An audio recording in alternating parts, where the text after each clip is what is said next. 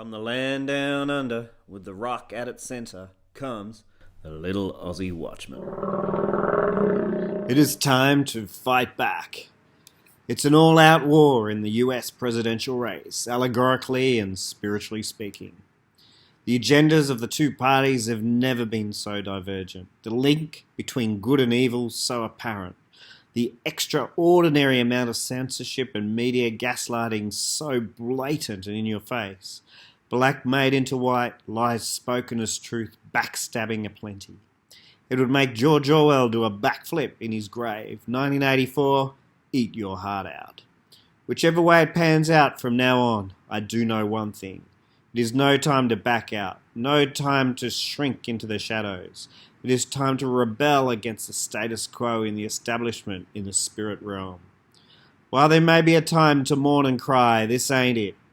It is a time to stand strong, to fast daily, to pray ostentatious prayers. It is a time to bang on heaven's door with exceeding passion. It's no time to be faint-hearted and shirk at the sound of battle.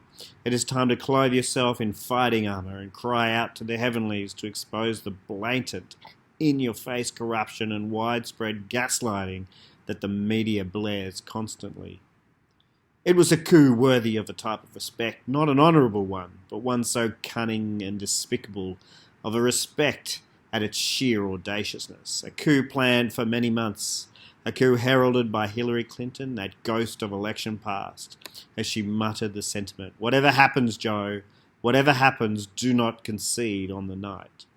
This was followed by hushed discussions and wargaming, expectant of a Donald Trump reeling from overwhelming election corruption that he delays conceding in an election that would have made a third world dictator proud.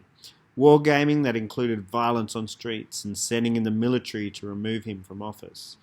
As the election approached and the startling revelations of the corrupt Biden family imprinted on that infamous hard drive made the light of day, social and mainstream media went into overdrive trying to censor and discredit it as Russian propaganda or Republican shenanigans.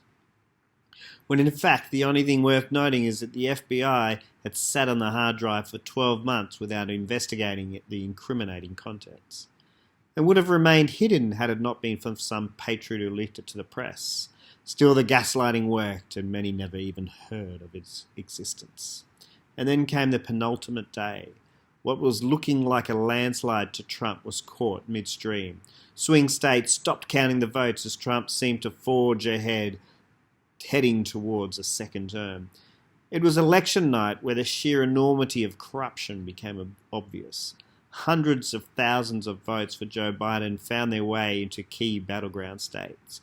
It was clear the deep state and the Democrat Party had teamed up to pull off the most corrupt election ever in the history of American politics.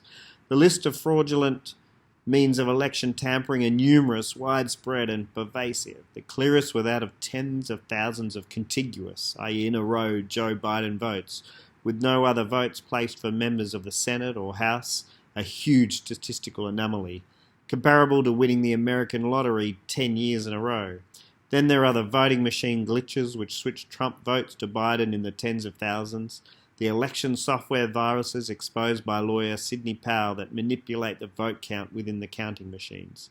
The list includes tens of thousands of dead voters, illegal voting, photocopied ballots, multiple voting, exclusion of observers, etc., etc. In the face of this corruption that may seem insurmountable, we do know one thing for sure. God is the God of the impossible. It is time to fight on our knees for the exposure and litigation of this all-pervasive corruption. And why?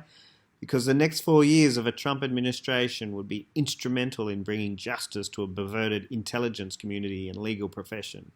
4 more years of a Trump administration would mean more unborn children saved from murderous intent by a brainwashed generation. 4 more years of a Trump administration would drive a stake into the rising hatred of Christianity in a land more divided by ethics and morals than ever before. The enemy is fighting tooth and nail to keep its grip tight on those in power in this highly corrupt nation. Prayer needs to go forth to the heavenlies to force the release of those fingers in this highly corrupt fingers around the lifeblood of a resurgent free America. A free America which would lead to a safer world. This is a fight we cannot consider losing. It is a fight to the end, for to lose will bring much pain and suffering to a deceived and lost world.